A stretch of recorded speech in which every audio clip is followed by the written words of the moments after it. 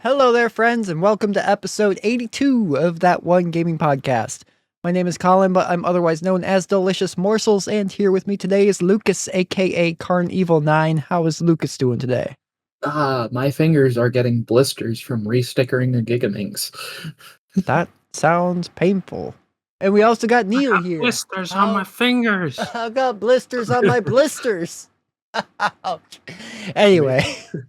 Maybe get a blister on your little finger. Maybe get a blister on your thumb. That sounds unpleasant. I don't want to do that. I got calluses from playing guitar and they fall off all the time and it sucks. Exactly. Anyway. That's a quote from Dire Straits, Money for Nothing. With a guy lamenting about how he should have learned to play the guitar. So he can get his money for nothing and his chicks for free. Yeah, something like that. Yeah.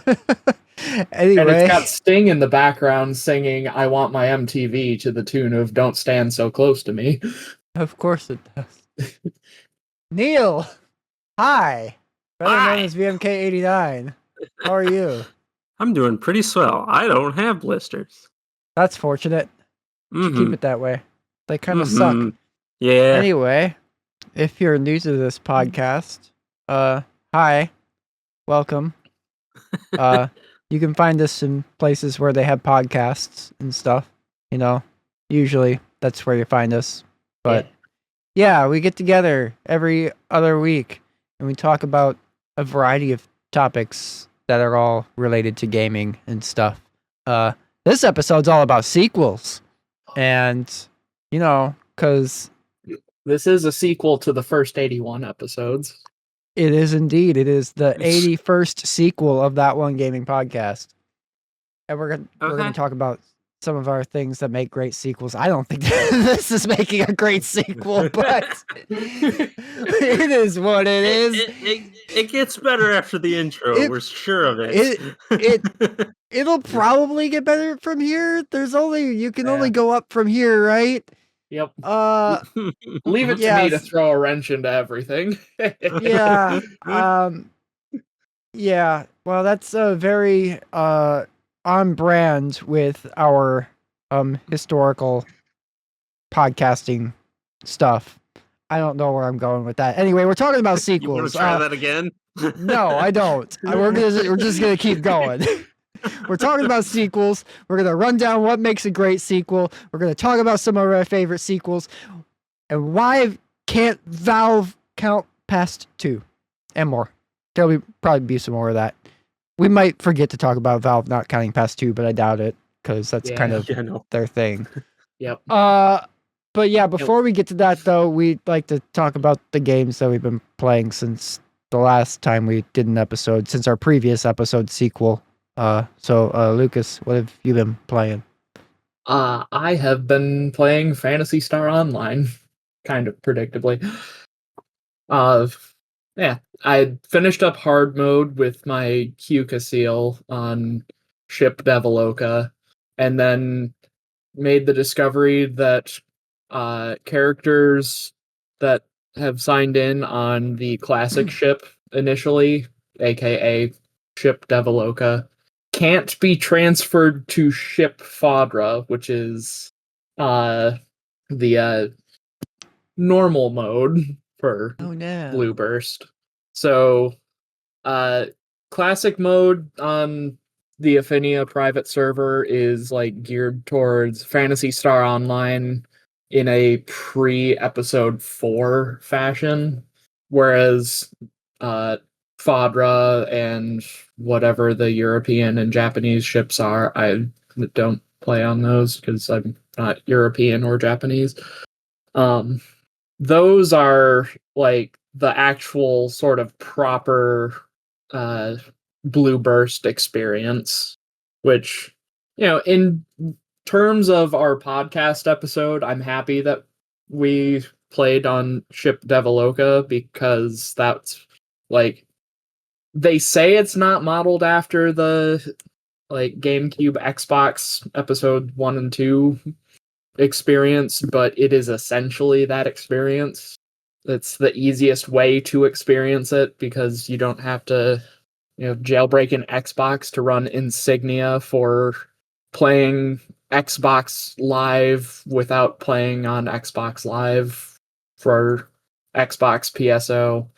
And copies of PSO episodes 1 and 2 and 1 and 2 Plus are stupid expensive. I didn't pay too much for my Xbox copy. Yeah. But you still need a jailbroken original Xbox to run the Insignia yeah, sure dashboard. do. Which I'll get around to eventually. Yeah, me fix too. The jamming disk drive in mine first. Yeah. Yeah, I probably should also do that with my Xbox. So yeah, that is the singular video game that I have been playing because the rest of what would be my gaming time has been overshadowed with more Rubik's Cubes. Oh boy. Yeah. I have, for 2 paychecks in a row, I have failed the not buy puzzles from Speed Cube Shop challenge. Impossible. Oof. So yeah, I got some new puzzles. Oh boy. They're all puzzles that I already had, but they are significantly improved versions of those puzzles. The brief overview: the WCA is the World Cubing Association. They are the record keepers for all of their sanctioned puzzle events for Rubik's Cube competition. So I decided to upgrade what are probably my worst WCA puzzles, which prior to my order arriving were my Square One, my Megaminx, my Pyraminx, and my Scube. Had an old MF8 Square One, which was very prone to lockups and piece popping because the pieces on the top and bottom layers needed to align to like an internal monorail that they all slid across. So it was really easy to pop pieces. It also took a bit to make sure everything was aligned so that you could turn it in the first place. My Megaminx was also a MF8 Megaminx, which still a decent Megaminx, but it kind of doesn't hold a candle to modern magnetic puzzles. My Scube, I think, is either an MF8 Scube or a Lan Scube. Maybe a Mefferts Scube. I'm not sure which. It's been 14, 15 years since I got it. But it uses a spring tension ball bearing mechanism for piece alignment, which, while it does a good job of aligning the pieces for turning, it does not make for fast turning. And then lastly, my Pyraminx. All of my Pyraminxes are kind of junk. I have a newer Mefferts Pyraminx that was so loose that pieces would pop regularly even during casual solving. Then I have 2 1980s Pyraminxes, one of which is so tight it was your wrists would be hurting after solving it once, just because of how much or how stiff it was to turn. And then the other one was the Goldilocks of the two of them, where it turned all right, but then it wasn't loose enough that it would pop, so it wasn't big stress on your wrists or anything. But like Scubes, Pyraminxes, or Mefferts Pyraminxes use the spring-loaded ball bearing alignment mechanism, which meh. So yeah, I got myself a nice Moyu Meilong V2 magnetic Pyraminx, which turns amazingly. A Moyu Meilong Maglev Scube, which instead of spring tension screws for core tensioning, uses repelling magnets for core tensioning. So as soon as you break away from the alignment magnets, because it uses magnets in the corner pieces and or centers to align the puzzle, as soon as you break that loose, that thing will just spin freely until the alignment magnets snap back together, which is sick. And then I got a YJ-MGC Square One and YJ-MGC Megaminx to replace the Megaminx in Square One. And they all turn fantastically. I'm very happy with that. So, yeah. Just slowly working on getting modern magnetic speed puzzles for my main puzzles. And I've been working on restickering my Shengsho Gigaminx with an old set of CubeSmith rest in peace stickers. And I've also gotten to very close to completing a project that I've been working on for a while to custom build a Super X puzzle. I've got the half Dino Cube pieces casting in polyurethane resin in real time right now. I just poured a fresh batch of resin before we started recording, and if everything goes well, I should be able to pour one more batch after we're done recording, and I will have all of those pieces cast, which is exciting. Nice. Yeah. Yeah. So puzzles and PSO has been what I've been up to. PSOs. That sounded funnier in my head. Yeah. A fun, quick side note. There was a hidden Easter egg in PSO episodes 1 and 2 and 1 and 2 Plus on the GameCube. If you had the GBA link cable and a GBA, there is a hidden Easter egg, or should I say Rappy egg, in the quest Bacon Yellow, which I know all three of us love so much. Oh, no. Yep. Uh-uh. Yeah, 47 rag rappies. It's great. No. So yeah, after you talk to the doctor wearing the rappy costume and he says he'll go back to the ship, if you take the telepipe that he drops down for you back to Forest 1 and go to the waterfall in the corner of that room, a Chow will appear.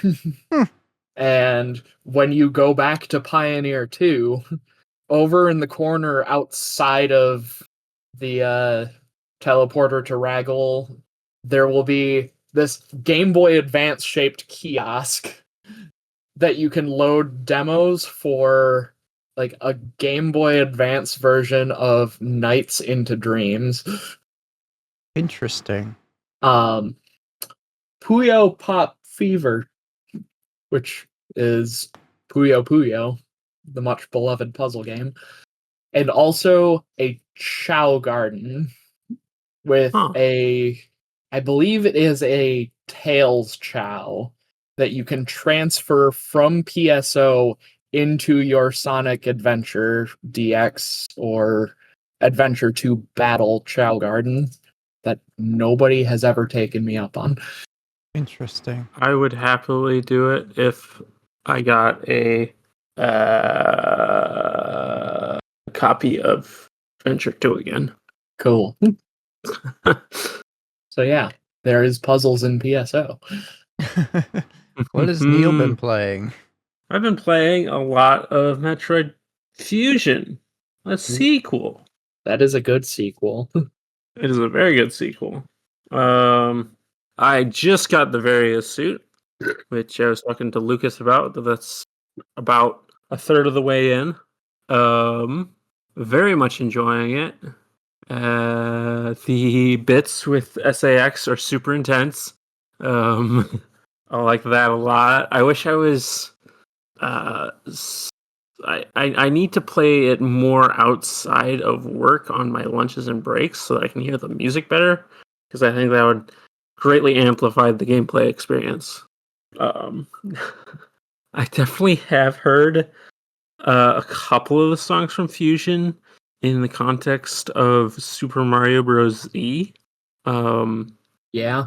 Notably early on in the game, when you're exploring the empty spacecraft, there's kind of like a eerie, haunted mansion kind of vibe song going on when you're exploring on your own, and that was used in Super Mario Bros. Z during the 7th episode, the Pipe Maze. Yeah. Yeah. Um, Is yeah. that the one where they get trapped in Minus World for a bit? Yes. Yep. Yep. Which is a lot of fun. Yeah. I have been switching over occasionally to Sonic Generations when I get a little burned out. Currently, I'm playing through Planet Wisp, so it's not the best stage to be on for trying to get not burned out, because that stage will also burn you out. Yeah.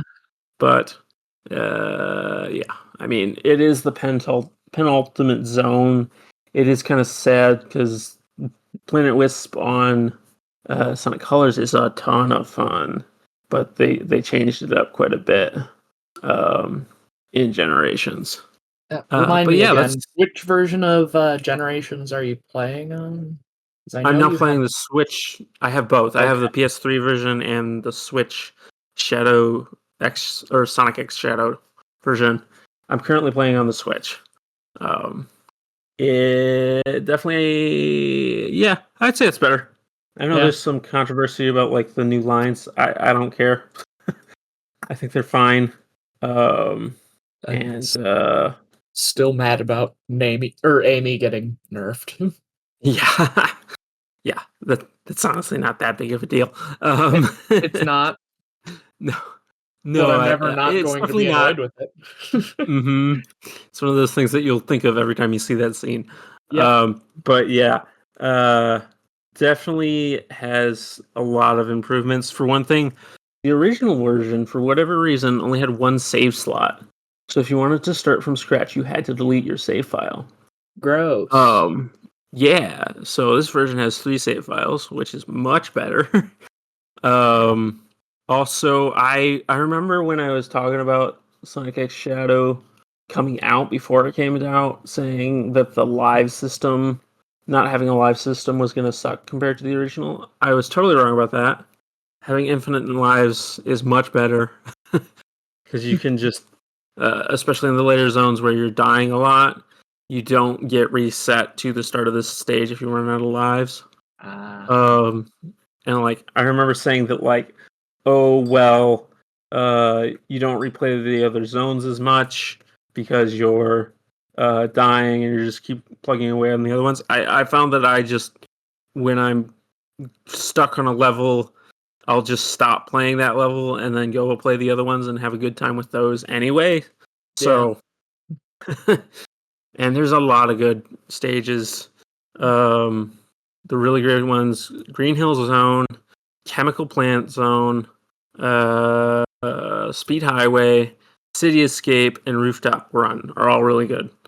So that's 3D Chemical Plant was so cool playing it for the first time way back in the day. yeah, it's neat. Also the 2D version. No, sorry, no. The 3D version rendition of the Chemical Plant soundtrack is fantastic. I freaking love that one. But that's pretty much true for every single piece of music in the game. Yeah. Sonic music is just really good. Yeah. Shout out to City Escape Classic. They have like a bridge in the middle of it where they use the tune from Sonic 3's Endless Mine, the multiplayer stage. And those two songs always felt like, were they referencing Endless Mine in the original City Escape? And this kind of like seals the deal that, yeah, they probably were if they're acknowledging it this way. Yeah. But yeah, I bought a bundle of Edge of Eternity magic cards for me, going into hobbies since Lucas clearly did that. Yep. Puzzles is cheaper than gaming, as we established a couple episodes ago. Yes. Yep. It's been really hard to find Edge of Eternity stuff. Like they at our local gaming store over I will just not say it. We have a local gaming store that we go to a lot. Yeah, it's the one that's closer to where you live rather than the one we normally go to, isn't it? No, I'm talking about the one we normally go to. Oh. Are Yeah, they that one sold? when I went. Are they sold out on Edge of Eternities? I went there a while ago. They weren't sold out, but like they had raised the price and they didn't have any like bundles, which is what I was looking for. I ended up having to get one online. And so which was fine other than the shipping being kind of expensive for like a proper package like that. But yeah, me and our mutual friend Ari last night got knocked out early in our first game we played. There was definitely some spite going on in those first two games that we played last night. Yeah. Well, I wasn't being spiteful that first game, but definitely the second one. Yes, definitely you the second game, but yeah. Yeah, no, if you had just killed Ari that way, I would have been totally down with it. But then Ari like countering it with like two different spells and Hunter specifically getting around those two as well. Like, why are you intervening? This was Lucas's kill. Yeah. At that point in the game, I wasn't going to win, but I sure wasn't going to let the person that slept Animar with stun counters permanently, basically. I wasn't going to let them get away with that.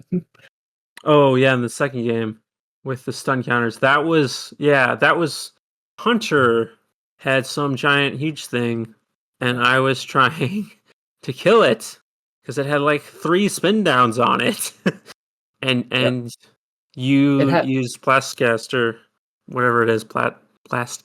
I think it had 5 D20s on it at the time. Did it have 5? Jesus. Yes. But yeah, you use Shroud on it, just so that I can exile it, and things got worse from there. Yeah. But yeah, no. After that first game, Ari and I were the first 2 knocked out, and so we broke into my packs of Edge of Eternity. I was letting Ari open every other one, and the rare on like her second pack that she opened was Tezzeret. Yeah. Which then got us all talking about the lore of Edge of Eternities. Essentially, is Grandpa Tezzeret doesn't know how to use an iPad. Yeah, because Tezzeret's in the space plane. There's all this technology because apparently in that plane they don't know how to use magic. So instead they made Steve Jobs. But yeah, it's a really good set as I've indicated that it's like selling out. It's really powerful, and it's also like very cool, like a cool storyline and like world building that Magic really hasn't got into, of like semi like sci-fi but also like magic stuff going on at the same time, kind of like Final Fantasy actually, when they pivot into sci-fi in some of their games. I mean, isn't Space Samurai the whole premise of Star Wars? Yeah, that's a good point. It was the samurai that inspired the Jedi. Mm-hmm. Yeah, Star Wars is a similar fit. Yeah. Like, but yeah, even George Lucas thinks samurais and ninjas are cool. Yeah, but yeah, that's what I've been playing and opening packs of. Colin, what possible opening packs games? of Colin? How does that work? Opening packs of Colin, yeah. Yep. get your That One Gaming podcast trading card packs. There's so many Colin sets. It's great. And you can only get them from a website that is not prepared for the traffic that it's going to have, and then you'll get stuck in a queue for 12 hours and you won't be able to refresh your page at all, or you'll get put to the back of the line. And then when you finally make it out of the queue 12 hours later, you'll be able to add it to your cart. And then we're going to tell you it's sold out. Yep. The Final Oof. Fantasy Secret Layer experience. Yes. I'm glad that my you just only need to Secret have- Layer experience was You just- Philfoglio, which went surprisingly well. Yeah. So you just need to have more incredibly niche interests.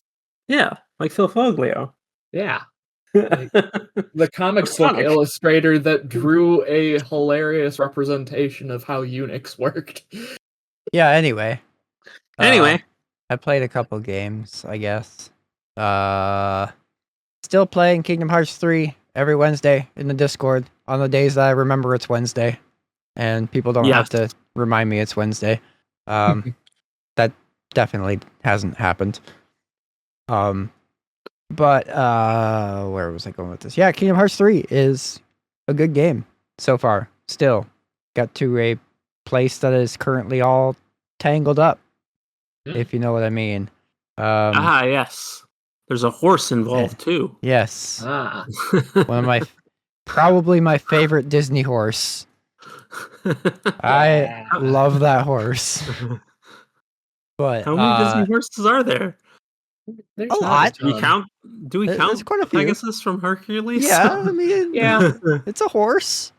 Captain Phoebus' horse and Hunchback was also pretty good. Yeah, the Disney horse is a thing. And I think Maximus is my favorite Disney horse. He's so good. That like just when Rapunzel forces him and Flynn to play nice, and then Rapunzel turns around and Maximus just sucker punches him right in the gut. It's so good. Oh my god. Anyway, Kingdom Hearts 3 is still good. Flynn and Maximus are such a weird buddy cop vibe. Yeah. Kingdom Hearts 3 still good. I'm 3-4 streams into it now? I think 3. But I don't not enjoy it yet, and the internet seems to want to keep telling you that you're not allowed to enjoy this game for some reason, but here I am enjoying it. So there's that, I guess. Yep. I also don't let other people tell you that games are bad. Exactly. Experience them for yourself. Exactly. I also played a game this week called Sonic Racing Cross Worlds.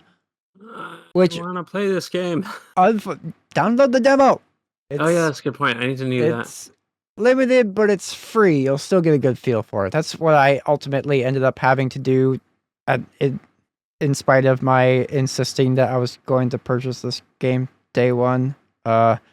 Because I had to be an adult and do adult things and buy parts for my car on this paycheck, and those parts for my car took up the funds that would have paid for this game, so I could not buy it day one, but I still played it day one because there's a free demo, and you get access to 4 characters. You get one from each of the different classes, and then their respective carts, and then you also get 3 different chassis worth of customization parts for each cart. So there's a decent amount of playing around with it still. You had to play through the Grand Prix mode first to unlock other parts of the demo, like the customization, and I think you can do the time trial mode now in the demo as well. I didn't touch it. I just did the Grand Prix a couple times just to mess around and get a feel for the game. It feels really fun. It's difficult. It's a lot harder than Mario Kart, I think, at its base difficulty, just because it's so chaotic. Like, it's crazy. And what's really, really fun about it is the way the Cross Worlds mechanic works. It's like, so if you are in first place for the second lap, you get to choose 2 portal rings will appear halfway through the track. And then you get to, well, no, not halfway through the track. So going into the second lap, the finish line basically turns into 2 portal rings. And you can choose from the right or the left if you're in first place. And then that determines what world that you go to for the second lap of the race. you run this whatever world you warp to for the second lap, and then you come back and finish the third lap in the track you started on. And it's really fun. It leads to some really interesting track compositions and stuff because you never really know what track you're going to get for lap 2. But also getting to first place to make that selection to begin with is kind of hard. Yeah. Which I like. It takes a little bit of finessing and a little bit of like focus and working. Like even like I'm just playing on the base difficulty too, so it's kind of nice. You don't have to like sleepwalk your way through it like you do in a lot of like Mario Kart races, especially against CPUs. And then you also get paired with, for each Grand Prix, a rival character. It's just chosen at random from among the roster that's competing in that Grand Prix. And that character, you basically have to compete against them and try to beat them, as well as just win the Grand Prix. So it adds that extra additional layer of just fun competitiveness to the gameplay. That's really fun. I'm really looking forward to it, buying the full version, so I can play as Hatsune Miku. I have also talked to some people that did buy it, and Hatsune Miku is very, very good, and she's apparently the only boost character in the entire game, including all of the rest of the DLC roster. Interesting. Yeah. Oh, yeah. And speaking of the DLC roster, Mega Man. Yeah. And Proto Man. Yeah. Proto Man. And Rush is Mega Man's car. Just like in Mega Man Battle and Chase. It's perfect. Yeah. It's almost... No, it doesn't make up for a lack of new Mega Man games, but it's nice to see Mega Man and Sonic in the same game. Kind of like in Smash so cool Bros. That they finally did a Mega Man and Sonic crossover. Yeah, they should do more of them. Oh, and yeah, there's a Dr. Wily track. Yeah, that looks really good. Oh, it looks so fun. Yeah, it's great. It's like through one of Dr. Wily's castles, and like the Wily machine from Mega Man 1 is there. The Yellow Devil is there. It looks so cool. It looks amazing. Yeah, I'm just waiting for Friday, and I'm gonna go buy this game. I am very, very excited to play the full game. But I've been is playing. it? It's a $70 game. Okay. Unfortunately, which Yeah. is Is another it reason that I crossplay? could not swing it. Yes, it is crossplay. Hell yeah. Yes. Yeah, so it doesn't matter what platform you buy it on, you can play multiplayer via crossplay and stuff, which is a great thing for a game like this. Yeah. Yeah, I'd be upset if Cross Worlds didn't have cross Right? play. Well, speaking of cross worlds, I've been playing another game with cross in the title. I started playing the game Cross Code, which is a retro style indie action RPG. That's kind of it's been on my radar for years, even back before it came out. I think it came out in like 2019 or 2020, I think, something like that. Max sent me a trailer of it a long time ago before it came out, and it just looked great. And I've owned it physically for Switch for multiple years. I just haven't gotten around to it yet. And I was talking to someone in another Discord that was praising the game a lot, and I was like, you know what? I'm kind of in between games right now, partially because my Trails in the Sky pre-order got delayed, and also because I had to cancel my Sonic Cross Worlds pre-order and stuff. So like now is the perfect time to start this, actually. And I started it, and it's really, really good. It's, like I said, it's an action RPG. You have a melee attack and also a ranged attack that you can use and stuff. And then you have a bunch of different skills that you can activate. And it's fun. It's challenging. There's some really, really head-scratchy puzzles in this game. Like, there's a lot of stuff that really makes you think. It's really good. And then the level design also reminds me a lot of Sea of Stars, where there's a lot of verticality. You can jump up on ledges and stuff and jump across platforms and stuff. And they utilize that in a lot of puzzles in the environment as well. It's just, it's a fantastic game. story-wise, it's kind of got a little bit of like a Sword Art Online vibe going to it, where you have the real world, but the game itself takes place within an MMO called Crossworld. Haha. Another thing called with Crossworlds in the title that I'm talking about here. Yeah. Anyway, I thought that was kind of funny when I saw what the title of the game inside the game was. I was like, wait a minute. Feels vaguely like how the MMO in the Dot Hack series is just called The World. The world. I But almost so wonder if Crossworlds in itself, name-wise, is a nod to that. could be. It definitely has some dot hack D in it. Well, I guess I can't really say that because I haven't played the dot hack games. But I mean, if game taking place in like inside of an MMO sort of thing, Yeah. the like real world thing taking place inside of a video game. It's, like I said, I kind of liken it to Sword Art Online, just without the permadeath thing if you die, obviously. But yeah, so basically you play as a character named Leah, and she suffered from memory loss, and basically the people trying to help her in the real world think that because she had some kind of connection to this game, that maybe by just playing through this game Crossworld, she can regain her memory and stuff. So That's Dot Hack sign AF. So yeah, so that's basically what you're doing. We're basically just playing through the plot of Crossworld to further the plot of Crosscode. But it's so good. Well, I'm adding that to my wish list now. Yes, oh my god, you love it. It's so good. Like the combat is really fun and satisfying. It's challenging. The puzzles are good. The story is good.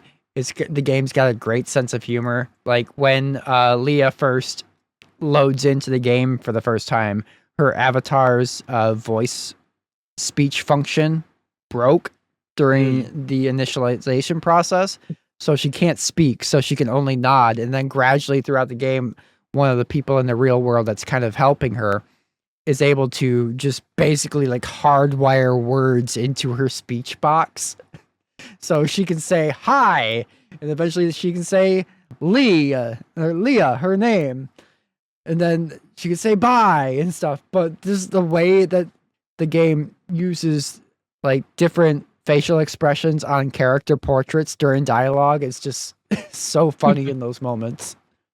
Yeah, it's a fun game. I'm glad I'm finally sitting down and playing it because, like I said, it's been on my radar for a long time, and I do very much recommend this game. And the studio has a new game coming out soonish. I think there's a demo for that one out too. I forget the name of it off the top of my head, but it basically is like Crosscode on steroids. Like they just took everything they learned from Crosscode and just built upon it and improved it in about every way you could. I don't think it's a sequel, but it's kind of like the same style of game. If that makes sense. Yeah, kind of. But yeah, so that's what I've been playing. Yeah. Now it's time for Hey Listeners. Hey, listen! And each episode we ask our Discord members a prompt based on the topic of the episode for them to respond to. And if you're listening to this and you think that sounds great, you can join our Discord down below and you can respond to these prompts. This week, we're talking about sequels. So, because of that, we asked our Discord members some of their favorite sequels and what they think about sequels in general as a concept. And, you know, the usual. Why can't Valve count past 2? Nobody answered that question because there's just no answer to that question. There's just nobody knows. Yeah. It's just nobody knows but Gabe Newell. And he won't tell us. Why can't Valve count past 2? I can't wait for the Steam Deck 2 episode 1. Yeah, I was thinking about that earlier. What do they do when they get to the Steam Deck 3? They're just going to stop making them? Because that's what they usually do. I hope not, because the Steam Deck has breathed so much life into alternative operating systems. has. Anyway, our first write-in is from Crystal Lily, who writes, "It depends on the game, really. Some are good because there is a lot more they can add to the world's overall story. Some add elements, gameplay, and graphics that are more polished and thought out. Not all games can and do live up to this, of course, but many have and are loved because they are built onto a beloved series and have gotten better because more time and care was put into them." Our next write-in is from Jazzy, who writes, "It's hard to generalize sequels given how many different variants they are, but as a general rule, I adore sequels. You have your no-nonsense sequels that are just the first game but better, like Kingdom Hearts 2 or Ratchet & Clank Going Commando. These are solid and probably my favorite type of sequel. Then there are your sequels that go off the beaten path and change things up completely, like Kingdom Hearts Chain of Memories and Jak 2. These are much more hit and miss. Sometimes the new mechanics are great, and other times they fall flat on their face. Some sequels completely ignore the previous game and try to actively make the player forget the first game ever existed, like Kingdom Hearts Union Cross and Lords of the Fallen. It's also interesting thinking about how different franchises treat continuity between sequels. For example, there are some franchises where it's one giant interconnected story, like Kingdom Hearts or the Trails series, but you also have mostly anthological series like Final Fantasy and Tales. Sadly, no appropriate Kingdom Hearts comment for this point. I saw what you were doing there, Jazzy. Nice. I saw what you did there. Anyway, then again, even these will often have direct sequels to particularly popular entries like Final Fantasy X-2 or Tales of Xillia 2. I love sequels, and even if a first game bombs, I think it gives the devs some great experience that they can use to make a bigger, better game in the future." Our next write-in is from BMan12HK. I think sequels can be really great if the story is planned and not just a rushed mess. As for my favorite sequels, and I'll only name a few that come to mind, Mass Effect 2 is definitely at the top, along with Kingdom Hearts 2, Devil May Cry 5, Resident Evil 2, Yakuza Like a Dragon, and Sly 2. And our last writing comes from Opal Osprey, who writes, "I think my preferred type of sequel is when they just take what they did from the previous game and refine it. If I really like the previous game, I'm going to want more of the same type of stuff usually. Now, if the previous game wasn't great, or not the type of game that I enjoy, that's when I can better appreciate the type of sequel where they tried new things. Some of my favorite sequels for me off the top of my head include La Mulana 2, Pokemon Emerald and Platinum, Final Fantasy V, Etrian Odyssey 3, Toho 7, and Library of Ruina, the sequel to Lobotomy Corporation." Thank you, everybody, for your write-ins. Now, let's talk about some sequels. Well, I think probably speak for Colin and I on this one. We're big fans of game series with lots of sequels. Yeah. Like Mega Man and Final Fantasy, respectively. Yeah. Interestingly, also, they both take two completely different approaches to sequels. Yeah. Because the Mega Man games are very much like a sort of chronological path, whereas the Final Fantasy is more of the anthological approach. Also, from a gameplay perspective, of like Mega Man is just continually improving, whereas Final Fantasy is shaking stuff up quite a bit. Yeah, and trying new things.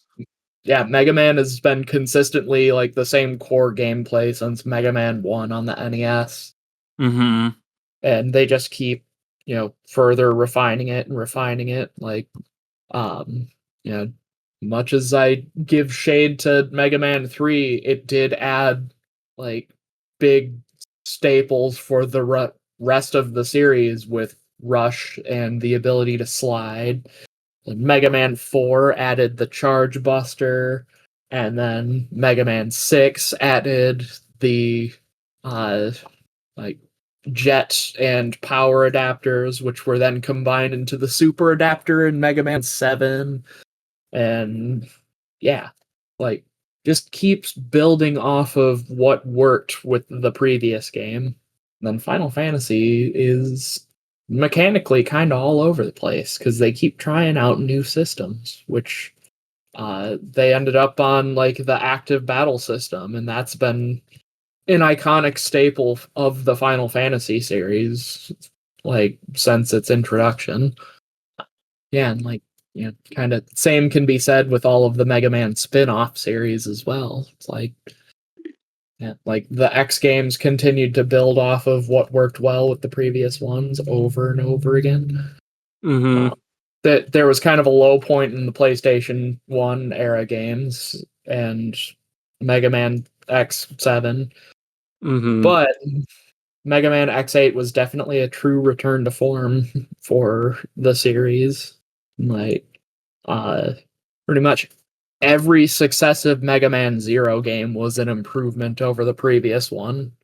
Like, I remember playing Mega Man Zero for the first time, and then playing Zero 2, and it's like, wow, this is so good.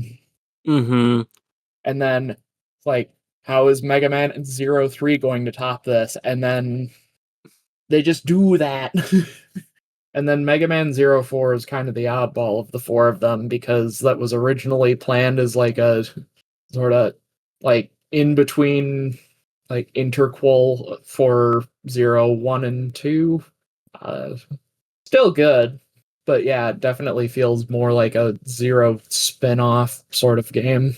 But yeah, like there's in just Mega Man alone, there's so much on offer for great sequels, except Mega Man 3. Yeah. Yeah, it's also kind of fun to see like what new sequels to games bring like between console generations too, which get to use another one of my favorite game series as an example for this with the Metroid series, because the like jump in like gameplay mechanics and the exploration mechanics that kind of became defining of the Metroidvania genre, like going from NES Metroid to honestly even Metroid 2 on the Game Boy to Super Metroid on the Super Nintendo. It's like make the game bigger and better and add more mechanics to enable exploring this huge environment that we've created. It's great. And of course, like similar to Mega Man, there's gonna be a couple of duds here and there, like probably most infamously Other M. Mm-hmm. And also the weird Metroid Prime spin-off that was Metroid Prime Federation Forces that I know of. Nobody liked that. Or they liked Blast Ball. I heard that was fun. But the 3DS servers are shut down, so no one's playing Blast Ball anymore, probably. Probably not.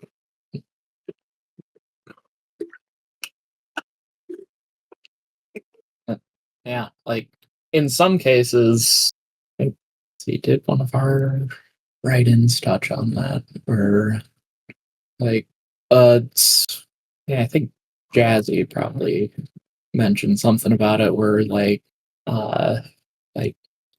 having games that aren't necessarily well received, like giving them a sequel just to kind of Mm-hmm. give an opportunity to flesh things out a bit more. Like that's how the Mega Man series happened, more or less. It's like Mm-hmm. Mega Man 1 was kind of it was received as kind of just being, yeah, it's all right.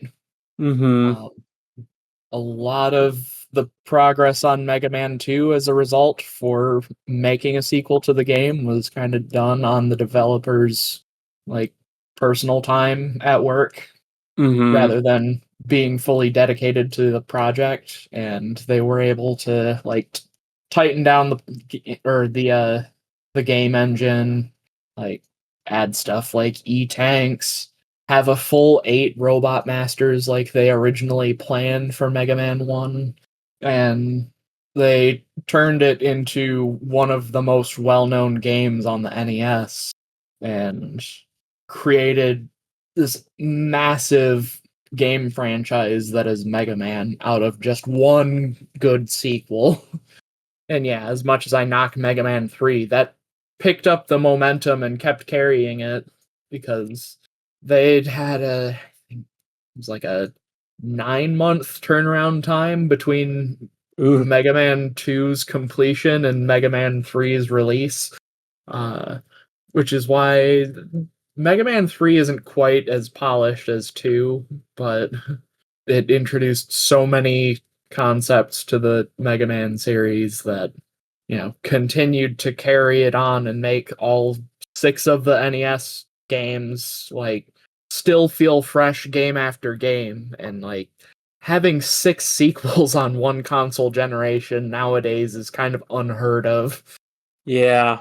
That reminded me, Jazzy mentioned Ratchet and Clank Going Commando, which was one of our That One games. That game was made in 10 months. Wow. Apparently their team got doubled from 40 to 80 members. Reading Wikipedia here. But yeah, that was one that was way better than the original too. So sometimes that works. Yeah, I believe that was the consensus that you and Jazzy kind of gave with our That One game, Ratchet and Clank. Mm-hmm. Yeah, definitely one of those where the sequel improved quite a bit.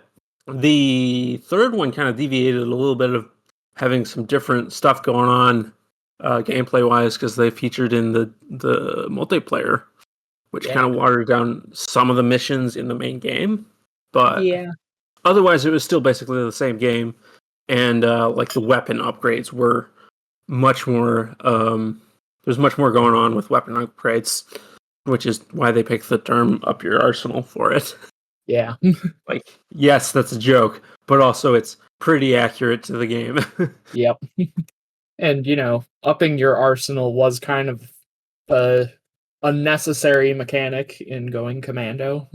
Mm-hmm. But obviously not quite as the focus as the third one. Yeah, that was quite a bit more extensive, upgrading each weapon, and I forget if 2 had mods for weapons, but 3 had even more or had them. I think it had mods. Yeah, you're right. It definitely did. Yeah, because Slim Cognito. He shows up again in the next game, and you can get even more nice mods and stuff. Yeah. Yeah, I found out the hard way how important it is to upgrade your weapons in Ratchet and Clank. Mr. Wrench. Yep. I got over halfway through the game, and I didn't have Ratchet's pea shooter upgraded yet. Yep. That'll make you have a bad time. Yep. It's why would I need to upgrade that? I have the Blitz gun. The Blitz gun is no longer packing quite the same punch because the enemies are getting harder. Oh, I'm in trouble. Yep. The Ratchet and Clank series, I haven't had too much experience with it, too much beyond the PS2 games. Colin, have you had a ton of experience with the PS3 games? No. My experience with the PS3 games is buying Tools of Destruction twice and not realizing I already owned Tools of Destruction.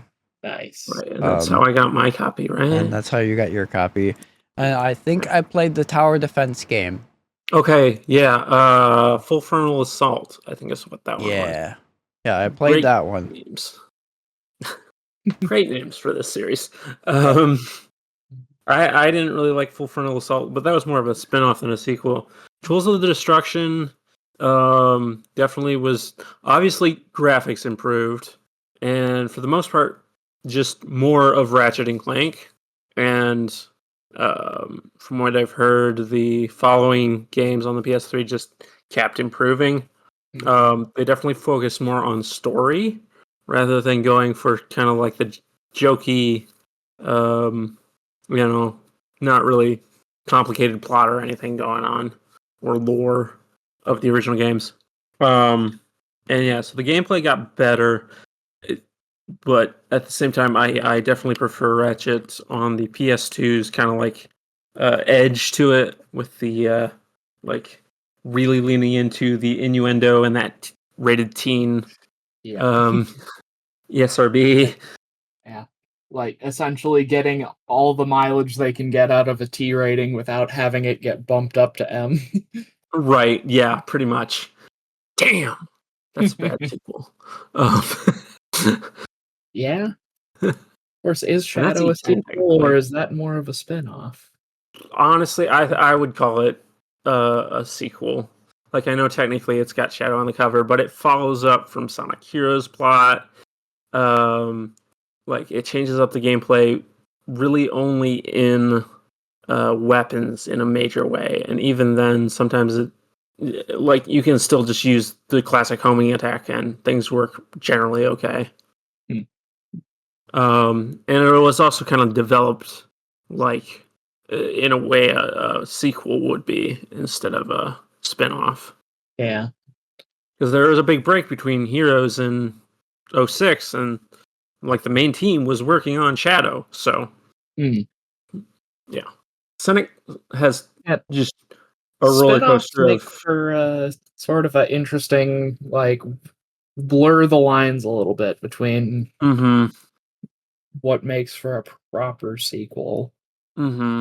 As far as Sonic goes, I generally consider it of like, is this made by this like main Sonic team? As far as mainline games go, like I consider Sonic Boom: Rise of Lyric a spin-off because that was made not by Sonic Team. Hmm. Sonic Dream Team as well is a spin-off. That was made by, I believe, Hard Light. Hmm. Pick that up so I am correct. Hard Light, yep. It's kind of depending on the context of the spin-off. You could almost see it as like a anthological style sequel in a way. Mm-hmm. Yeah. Sonic's storyline hasn't been there to a degree. It is anthological as well. Because like definitely, even between Sonic Adventure and Sonic Adventure 2, there's only so much follow up. Yeah. Yeah, and aren't the Sonic Adventure games sort of like a fresh storyline, like after, or more or less kind of unrelated to the whole Death Egg saga? Yeah, pretty much. There's some references in Sonic Adventure 1 referring to what happened previously, but not too much beyond that. Like specifically like characters like NPCs will talk about, oh hey, you're Sonic, you did that. You saved Angel Island that time before. Do you know what's happening now? Or stuff like that. Interesting. But yeah, other than that, it's very much just a like reboot of the storyline. And yeah, really the only follow up is Sonic 2 into Sonic 3, because that literally picks up right where they left off. And I would say Sonic Heroes into Sonic Shadow, or Shadow the Hedgehog, is a follow up. Also, Sonic's series in general has been a roller coaster of quality. There's no like, oh, they're refining the game. It's like, Yeah. okay, they did this better, but they screwed this up, or this is drastically worse in every way. In the case of Shadow and Sonic 06. Yep. It's made by Sonic Team. It must be good, right? It's made by Sonic Team. It'll get tons of sales. That's the consistency thing. If only that were true for PSO. Yeah, well, okay, yeah, fair enough. I don't think the Knights sequel sold well either. Yeah. I don't actually think original Knights sold that well, since it was stuck on the Saturn. Yeah. Yeah. It was stuck on the Saturn, and you kind of needed the 3D controller for it. Oof. I need Which to play that game at some point. need to find a Sega Saturn emulator first. I mean, it's on Steam. Oh, okay. Let's see. I think the 3D controller may have been a pack in the game. I might have to follow up on that. Oh, yeah, it was. Yeah, Interesting. yeah, the like Starship Enterprise looking controller. Oh yeah, this thing. Yeah, it's a Jeez. Sega. It's like a Sega Dreamcast controller, but the like Sega 6-button layout instead of 4-button layout that the Dreamcast had, and obviously no VMU slot.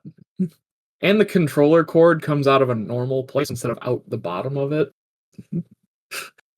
Right.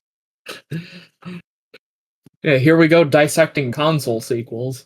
Uh-huh.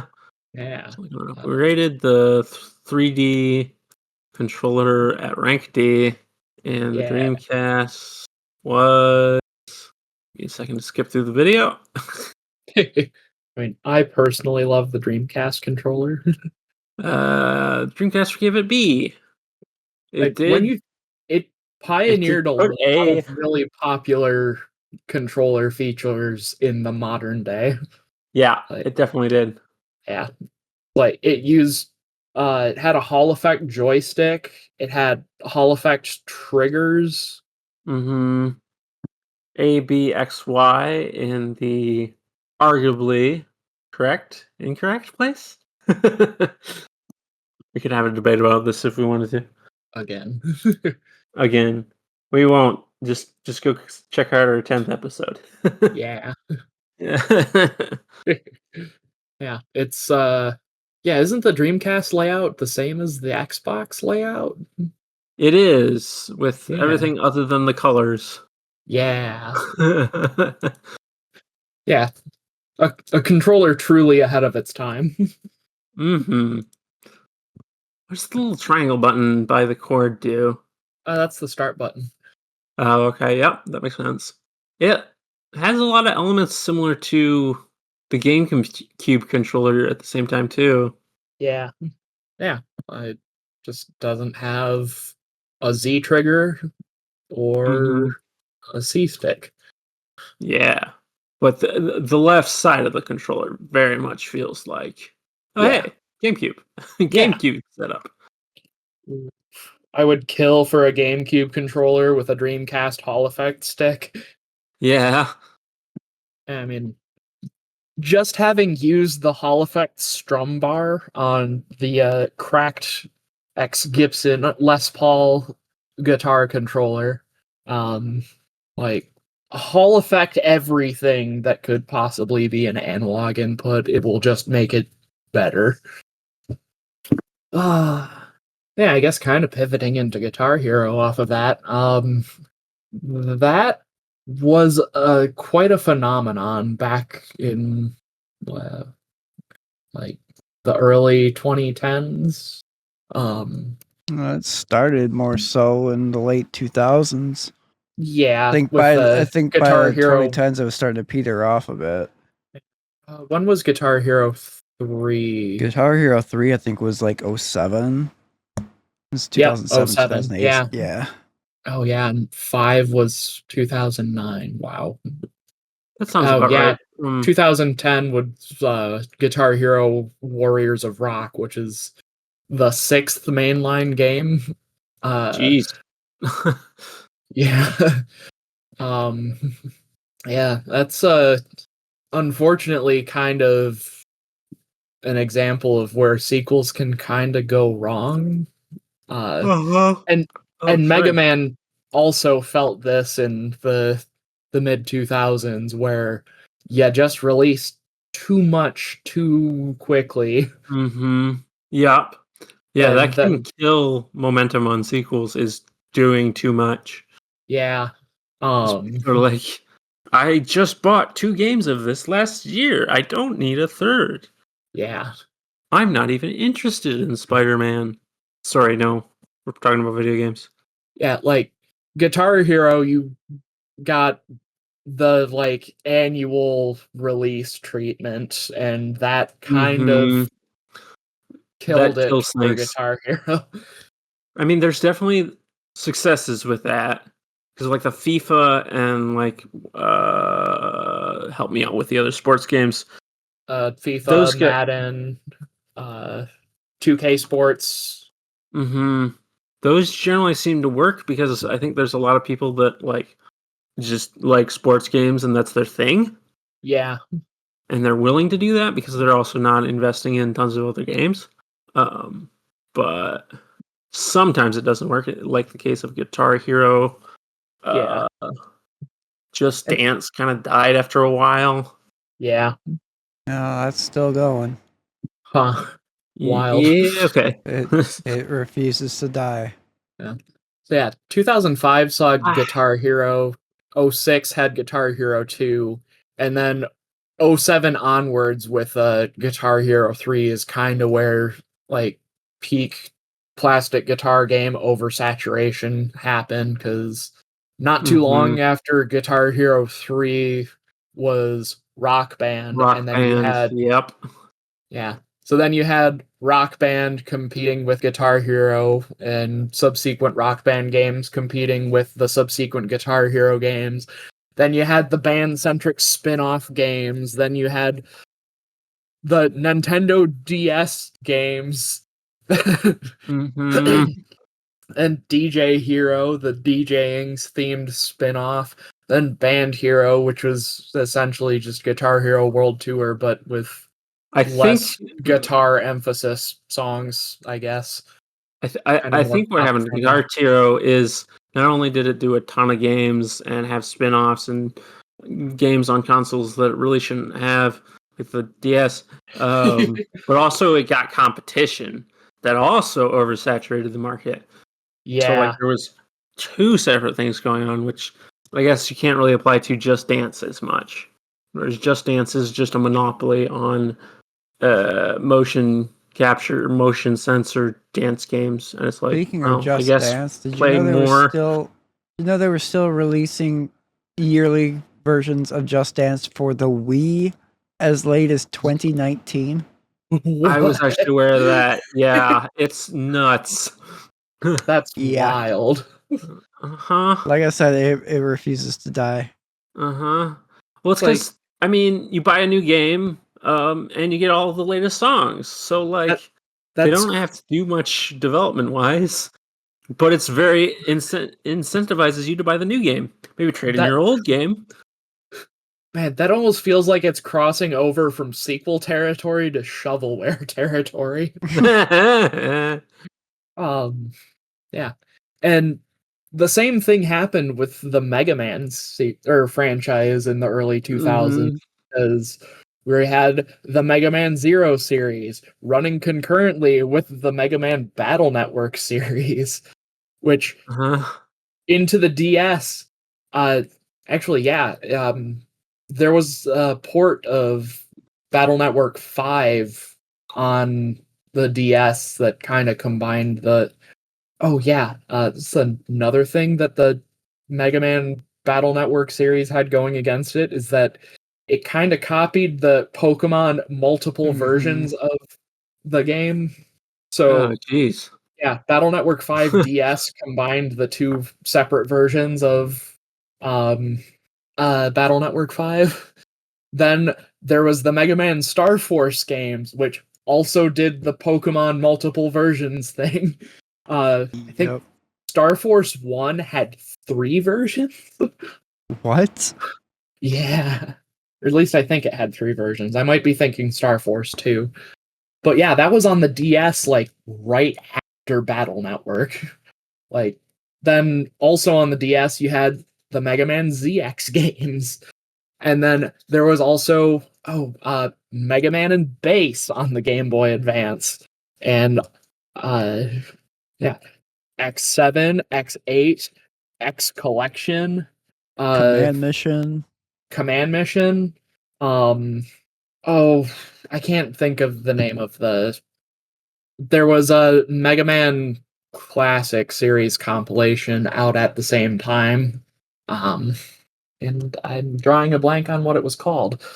Mainly because there's just too many of them that were all released within, like, the span of the GameCube, PlayStation 2, Xbox console generation, and the Game Boy Advance into the DS.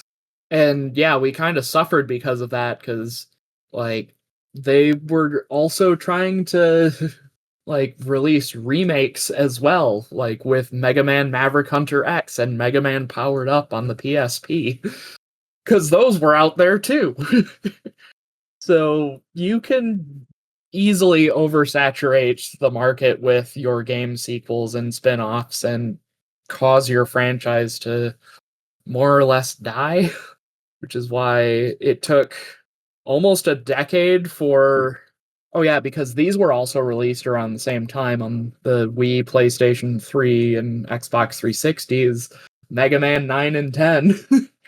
And it took almost a decade for Mega Man 11 to finally follow up Mega Man 10. And that was 2018, and we have still been waiting ever since for a new Mega Man game. Mm-hmm. It's absurd that we still haven't gotten the new Mega Man game in another 10 years. Yeah. Like, I can understand not doing a new Zero game, because that series concluded within itself. Good job, Capcom. Uh, but like, Mega Man X8 ended on a cliffhanger that is still to this day unresolved. I hate that kind of thing. Yeah. Of course, also a big contributing factor to that was that, like, Keiji Inafune left Capcom, and Capcom corporate sort of retaliated against the entire Mega Man franchise as a result of that, and canceled every in development Mega Man game after that. Because after Inafune left, they very controversially canceled Mega Man Legends 3. Mm-hmm. There's also a canceled Mega Man MMO. There was a like third entry in the ZX series that was in development that got canceled. Yeah. That whole thing was a big mess for everyone. But you know, it's always kind of tough to fill the role of like the creative mastermind behind a series. Like, Mm-hmm. you know, Konami's had very little activity on like the Metal Gear Solid front since Mm-hmm. Hideo Kojima left. Like, Yeah. they released I mean, Metal Gear Solid 5 like back when Colin and I were working together at Steak and Shake. Uh-huh. mm-hmm. Yikes. And that was PS3 still, wasn't it?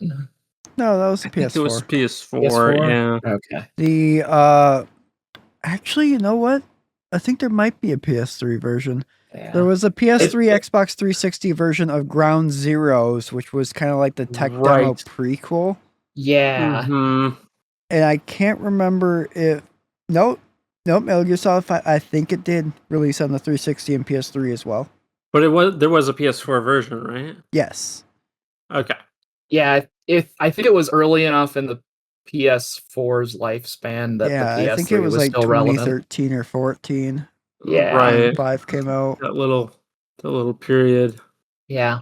So yeah, when your creative mastermind leaves, then like the ideas for sequels It's just kind of disappear. yeah. This is an example of the Like, sequels completely stopping, but definitely the franchise struggling was Yuji Naka left Sonic Team halfway through the development of Sonic 06. Yeah. Iizuka has been in charge ever since, and obviously there's been more good games made since. But at the same time, Sonic 06's development was definitely troubled by Yuji Naka being like, all right, I'm done. yeah. That is an example where the game went on, but like it definitely screwed things up. Like, Yeah. And then after Yuji Naka left, Like, didn't he see about the same level of success as KG and Afane did after he left and I formed think so. Concept? Yeah. There was Balan Wonderworld and then in jail for tax Oof. evasion. Balan Wonderland was later on. Was Ballin Wonderland actually? Okay, yeah, it was. Okay. Ballin Wonderland, right, was Naka and then the original designer, like graphic designer for Sonic, Naoto Oshima. Yeah.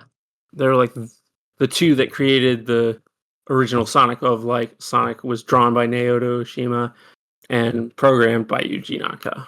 Mm. Oh, but Naka is. Oh, yeah, Blonde Wonderworld was a mess anyway. He was removed, and then insider trading. Oh yeah, it was insider trading, not tax evasion. Yeah. Prope. He was on Prope for a while. We play what? Play Motion. Oh yeah, I forgot that Concept also did Recore, which I know there was sort of big hype around because that also involved a bunch of former Retro Studio members that worked on the original Metroid Prime. Well, I don't believe that is something. The spiritual successors aren't technically sequels, Yeah. but it is definitely a thing that happens. I'm thinking, what are they called? Banjo-Kazooie follow-ups. Ukulele. Yeah. Mighty number 9. Yeah. Uh-huh. Yeah. Oh.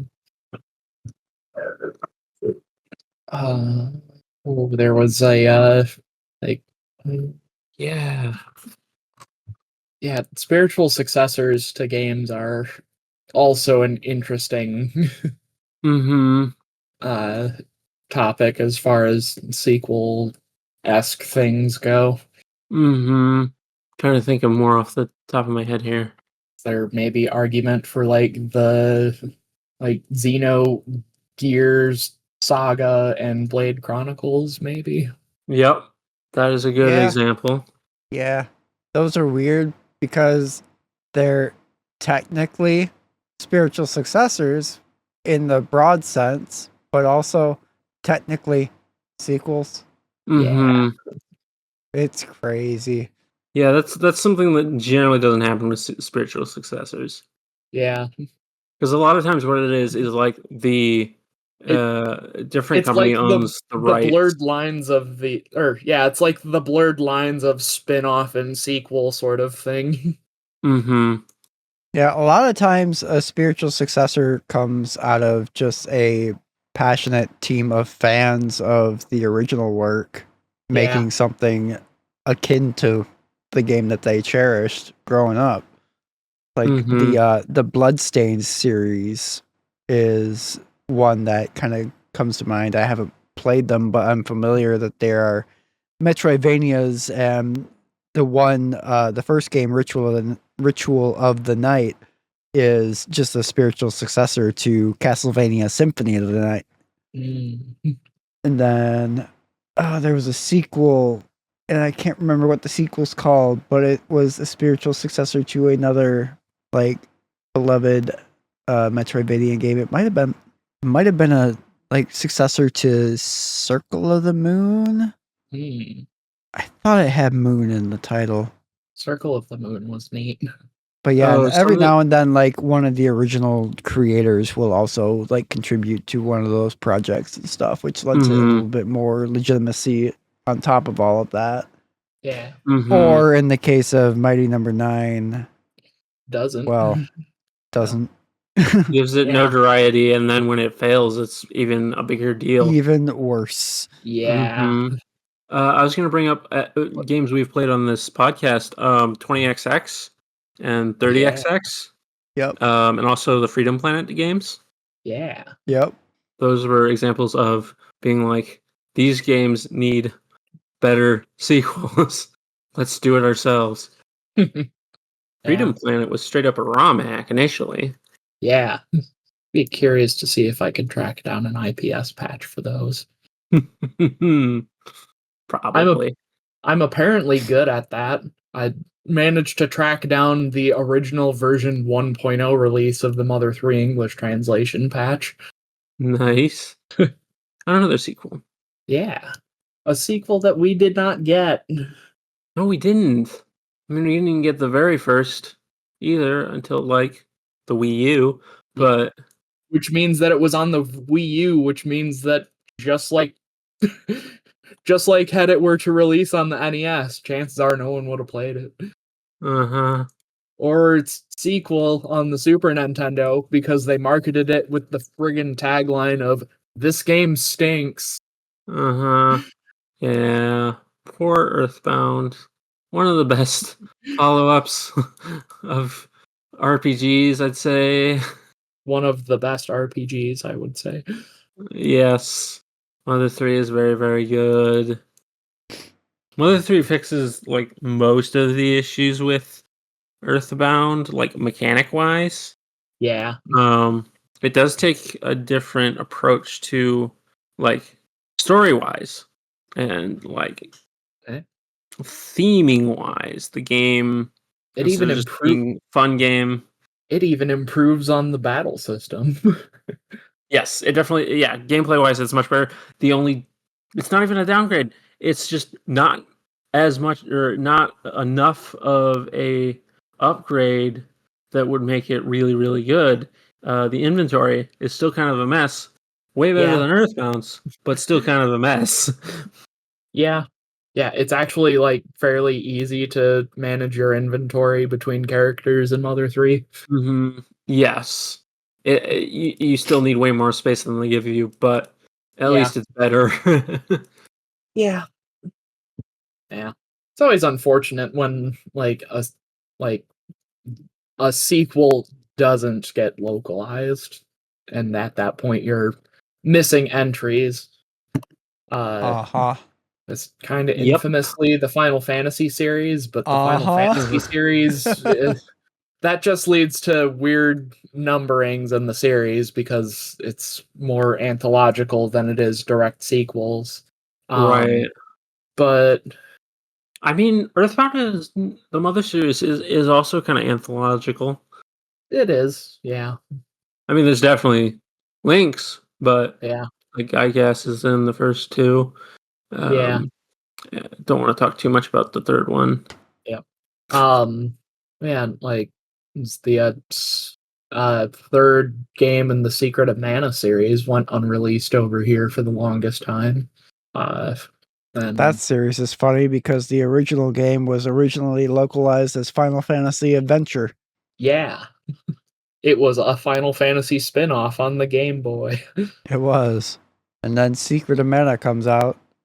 And they're it's a sequel it's a to sequel to Final Fantasy Adventure. It's like, the what now? And then yeah, Trials of Mana, the third game, doesn't get a localization until I think like fairly recently. 7 years ago Yeah. on the PS4 and Switch. Yeah. Like that's wild that even all those years later they actually like went through with it. Right. I wish Nintendo would do the same with Mother 3. Mhm. But Well, that's like it's not a sequel, but Live Alive. That game came out in 1994 and never got localized until the remake 3 years ago. yeah. Be nice if Nintendo would do something like that. Yeah. Yeah. Like I almost wonder if Nintendo at this point with the specific like Mother 3 specifically, if it's almost like from their viewpoint, well, all the people that would care to play it have already done so, sort of thing. Which I don't Yeah. necessarily agree with, but I think maybe Right. from their eyes. yeah. I think there's something else going on. Spite. Like that that recently thing where Itoy got interviewed and said that he had spoke to Nintendo and been like, you could just use this fan translation. I think this is great. Yeah. And they were like, it's more complicated than that. So something else is going on, and either somebody's theory is correct or nobody really knows what it actually is. Yeah. Like Clyde Mandolin has given their express permission that you may use my script translation as the basis for a proper localization, which has happened before, where like fan ROM hack translations have been picked up as the base script for other games. Sonic CD port comes to mind. That was originally just a not even a ROM hack technically. It was just an engine that Christian Whitehead put together that like would run Sonic games, worked just like the Genesis Sonic games, but it was built from the ground up. And he ended up putting together a version of Sonic CD for it, which really helps because Sonic CD's physics engine was kind of crap. And Sega was like, "All right, we'll solve this." And obviously that led to, well, first the Sonic 1 and Sonic 2 on mobile, and then Mania happening. Yeah. It's so fascinating, the like complete opposite approach that Sega takes to fan-generated content versus Nintendo. Yeah, I know it's a joke, but at the same time, like, literally, Sega does what Nintendo don't. They're very different companies. Yeah. Like, you always see, like, satire articles on, like, The Onion or Hard Drive about, it's like, Nintendo personally delivers cease and desist order to child who drew fan art of... He put it on Patreon. How dare he?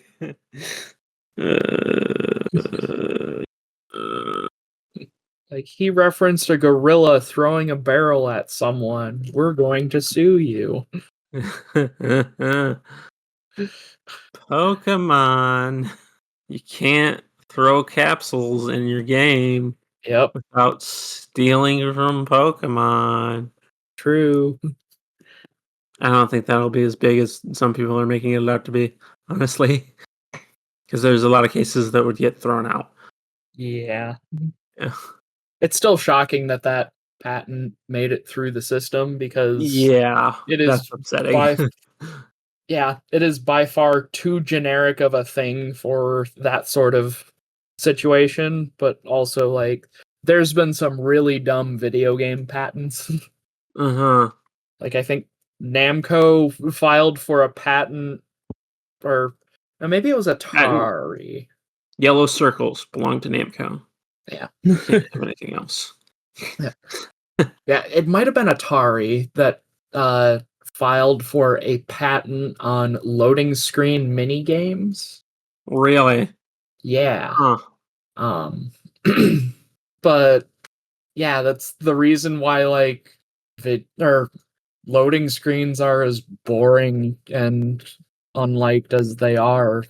Like, you get, maybe sort of a tooltip about the game, like in Skyrim, it'll tell you a bit of lore, or it'll give you some info about using a specific type of weapon or a type of approach on stealth or something. Meanwhile, there's this one game company that had the idea of, like, throwing Pong on the loading screen for you to play while you're waiting for the game to load, and then, we filed a patent for it, so now no one else can do it. And, just because of the amount of times that Atari has changed hands and gone bankrupt and been reacquired and whatnot, they stopped doing it. Yeah. Sega tried to... No, Sega did patent the Crazy Taxi Arrow. That's interesting. Huh. It's expired since. But that's... okay. Jeez. It's an arrow that points where you need to go. Wow. Sega sues Apple and Google for stealing their idea in GPSs. wild. That's never actually happened. That would be really funny though. Yeah. I mean, I guess that's not really what it is.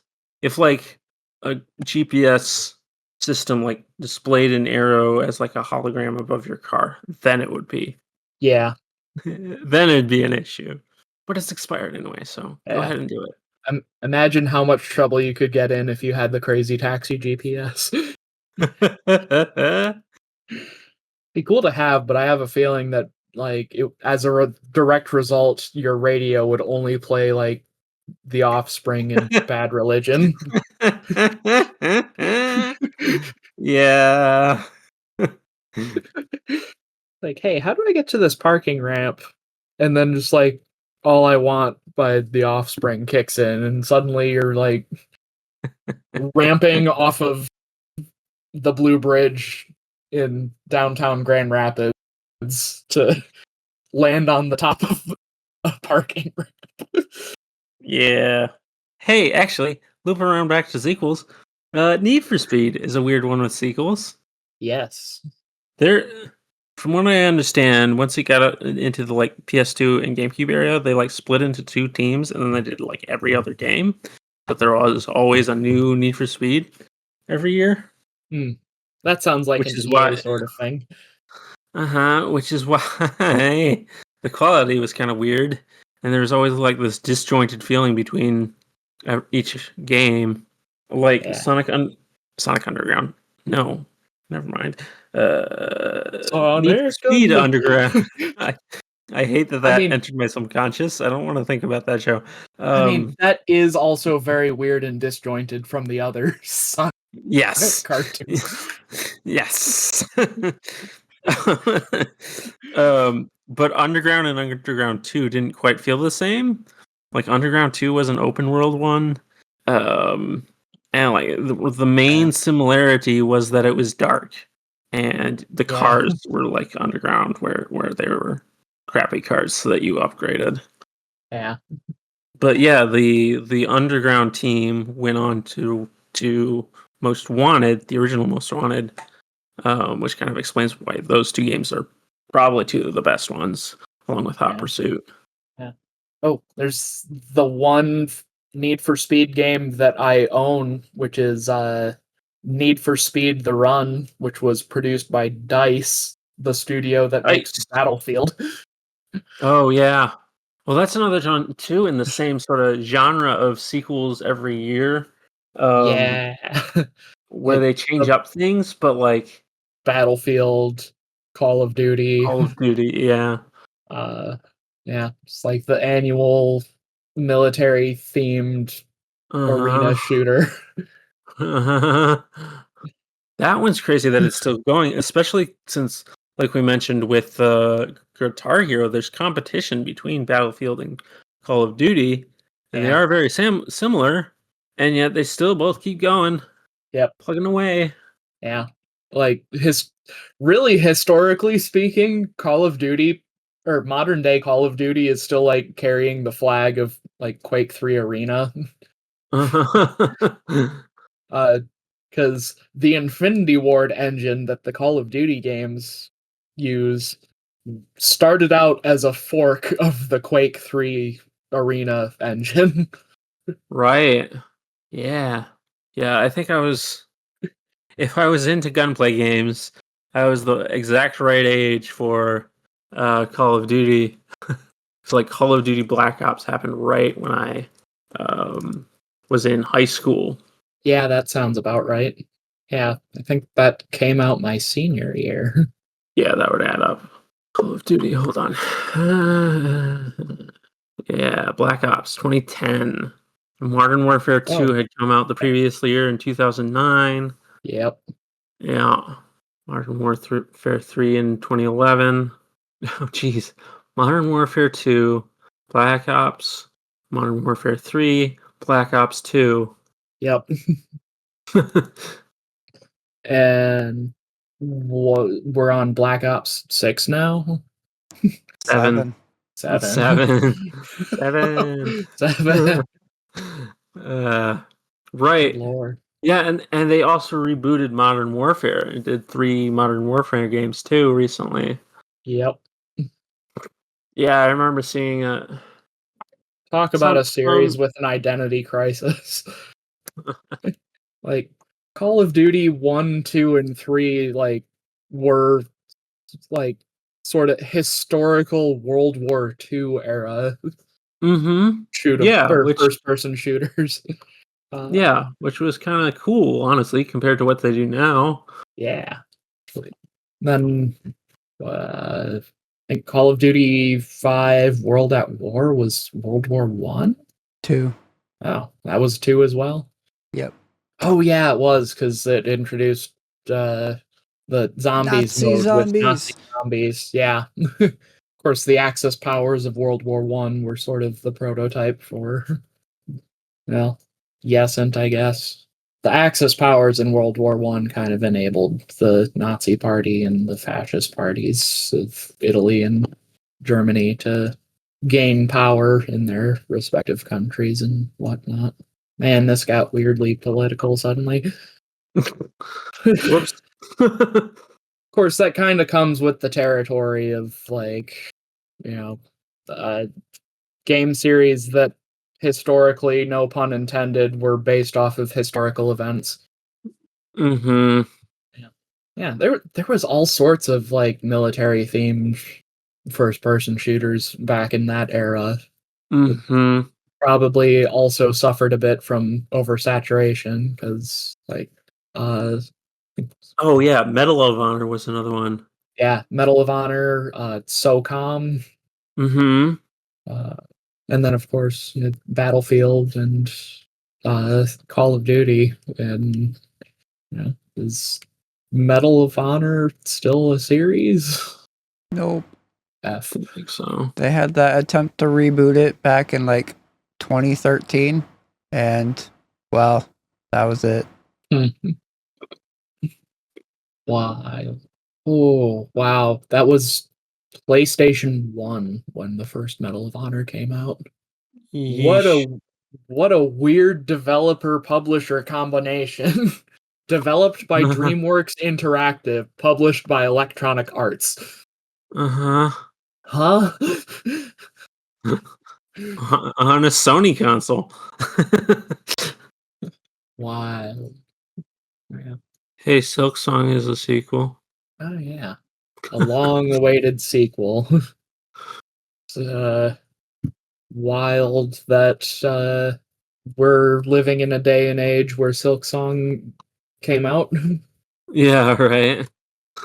When I was growing up, we thought we'd never get Silk Song. Yeah. Yeah, I okay, would sure. say I would say they took the Duke Nukem Forever route with game development, but they didn't. They just wanted to make the game better instead of George Broussard trying to put everything into Duke Nukem Forever. There are kids that were born the year that Silk Song was announced that are in elementary school now. Yeah. Let that sink in. Yep. Yeah. Yeah, what year did Hollow Knight come out? 2018. Oh God.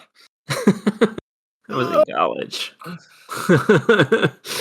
Yikes. Wait, 2018 to 2025. That's only 5 years. That's not nearly as egregious as Duke Nukem Forever was. Now, that's a sequel that straight up killed a series.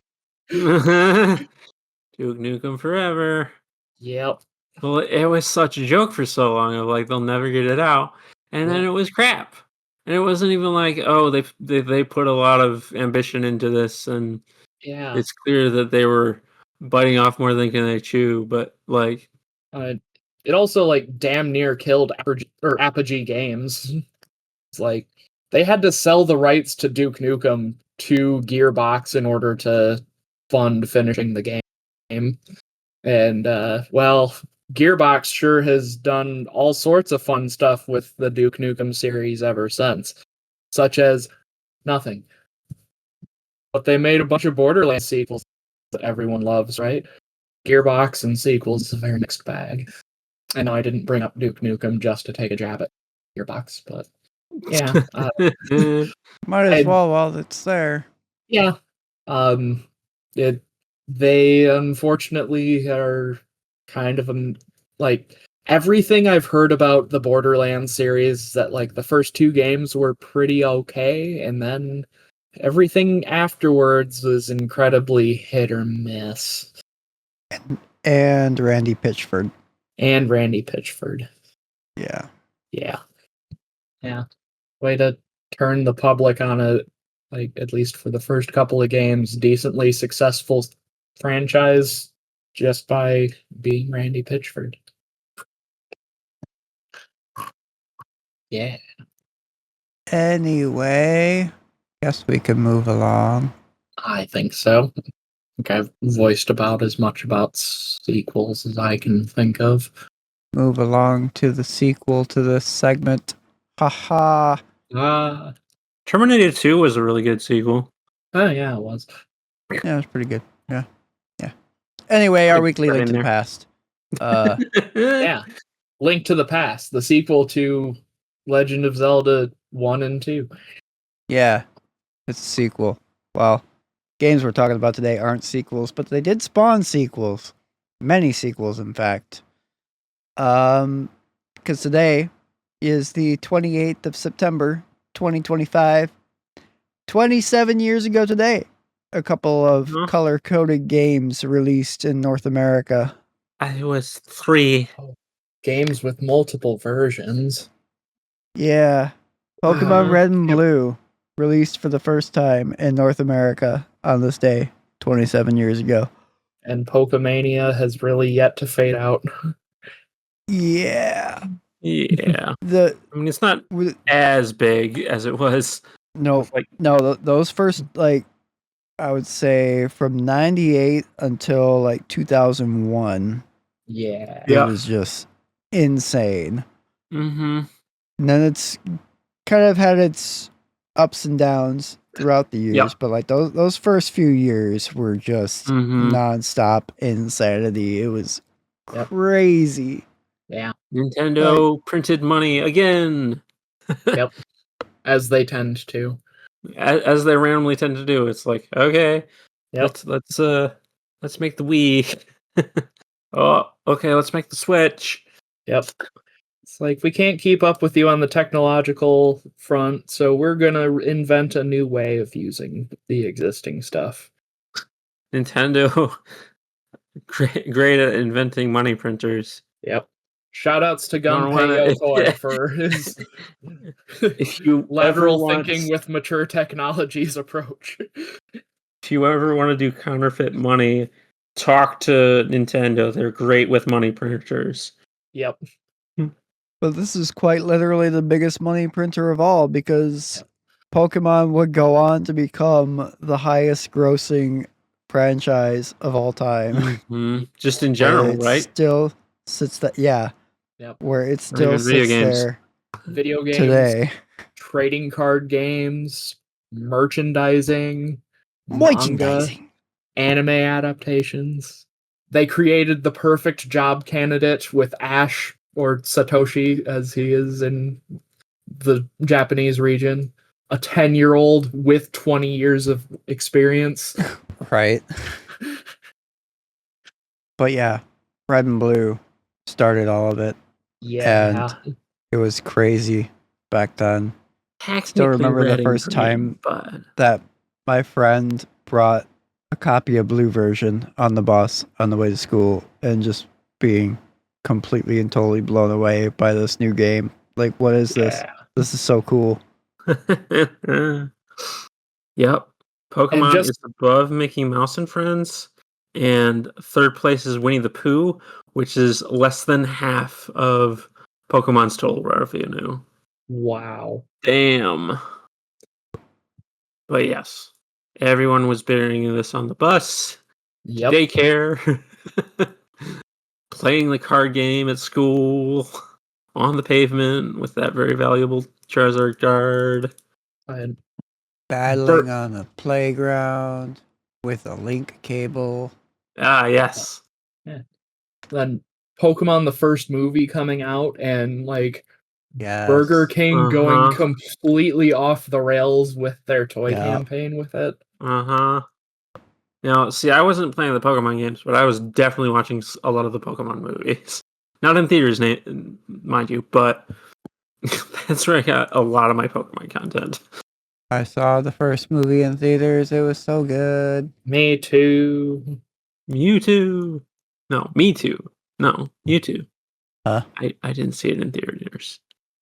Yeah, like they released special promo cards for Mew for Pokemon the first movie, and then Mm-hmm. I think it was Pokemon 2000. That was the Legendary Birds one, wasn't it? Yep. With Lugia and Hello. Yeah. And then Pokemon 3, the movie, was with the legendary dogs. Yeah. They're Or at dogs. least Entei. Right. I remember seeing that one in theaters. Yeah, that was the Entei movie. Yeah. Is that the one with like the girl that's like trapped in like a tower? Yeah, a crystal tower, and like she's dreaming or something like that. Yeah. Crystal I only Tower. vaguely remember this one. Grahatia. Graha? Is he here? I- Mentioned Oh the my Crystal God. Tower. Yeah. Okay. Yeah. Reading the synopsis, I remember this one. And 4 and 5. Well, looking at the soundtrack for Pokemon 2000 is interesting because, like, there's boy bands like O-Town and Dream Street all over it, and then there's Weird Al and the B-52. Amazing. Oh, Pokemon. Okay. Yeah. Well, I'm glad they did that. And who else would they get besides Weird Al? Uh-huh. Okay, well, now I'm looking up Pokemon after we wrap up this. It's very good. But yeah, happy birthday, Pokemon Red and Blue. Started something Hey. amazing. Yep. Started a And- monumental movement that has still yet to subside. And like people complain about the quality of these games in the modern day, but like when you were 8 years old with your Game Boy, these games were incredible. Yeah. If anything, the quality has stayed true. Yeah, right. They didn't want to deviate Yeah. from the quality being terrible. Yep. Yeah, it's like Pokemon Scarlet and Violet seem to be just about as spaghetti coated of a mess as Pokemon Red and Blue. Performance patch? You mean buy a new console, right? Essentially, as one of our friends reported, after purchasing a Switch 2 after receiving a work bonus of some sort, that a lot of the performance issues in Scarlet Violet are fixed by running it on the improved hardware of the Switch 2. Yep. Go figure. Yeah. Well, anyway, that's the end of episode 82. Lucas, where can you be found outside the podcast? You can find me on Linktree at linktr.ee/Karn_evil_999. It's got links to my Twitter that I no longer use because Twitter is a bad place. Don't go there. It's got links to my Blue Sky that I use some of the time. I don't typically post a lot, but I do retweet a lot of silly stuff. Links to my YouTube channel where I post long plays of the games we feature in our That One Game series of podcasts, which I forgot to start uploading Final Fantasy IV until we started recording this episode. So Good job. I'm going to get on that so that you can have a couple entries in that game by the time the podcast goes live. My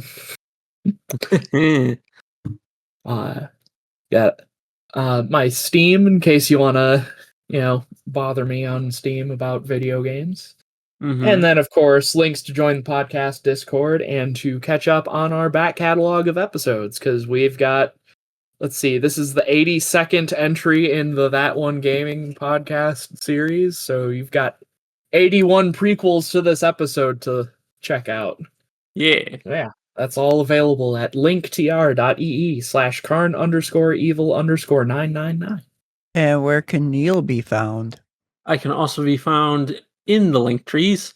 linktr.ee/vmk9. Got links to my Twitch, got links to podcast stuff, social medias, and YouTube. Colin, where can they find you?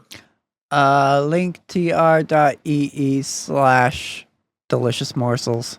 Those are where my links are at. Like my YouTube channel. Got a video that, well, will be out by the time you're hearing this for my latest cover song of a Green Day song.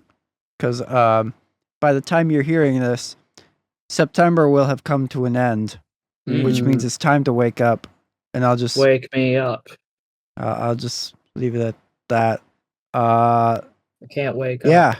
Anyway, as always, if you liked what you heard here today, please be sure to hit the subscribe button where that's an option.